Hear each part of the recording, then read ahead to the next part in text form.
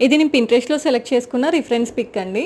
So, దాన్ని ఇన్స్పిరేషన్‌గా తీసుకొనైతే నేను ఫుల్ కుర్తా సెట్‌నైతే ఇలా డిజైన్ చేసుకున్నానండి. దీనికోసమైతే నేను ఫస్ట్ మీషోలో లావెండర్ కలర్ ఉన్న దుపట్టానైతే ఆర్డర్ చేసేసుకున్నాను. తర్వాత దాని మీద ఫ్లవర్స్ వచ్చాయి కదండీ! Purple colour.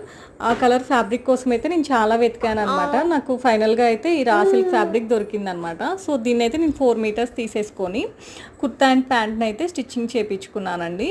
తర్వాత కుర్తా మీదైతే నేను ఇలా స్టిచ్చింగ్ చేసుకున్నాననమాట. బీడ్స్ అండ్ పర్ల్స్‌ని యూజ్ చేసి, బీడ్స్ కూడా లావెండర్ కలర్ యూజ్ చేశాను చూడండి. ఆహ్, అది దుపట్టాకి మ్యాచ్ అవ్వాలనేసి. అండ్ హ్యాండ్స్ దగ్గరేమో ఓన్లీ పర్ల్స్‌ని యూజ్ చేసి ఇలా స్టిచ్చింగ్ చేసుకున్నాననమాట. ఫైనల్‌గా అయితే ఇలా ఉందండి నా కుర్తా అయితే.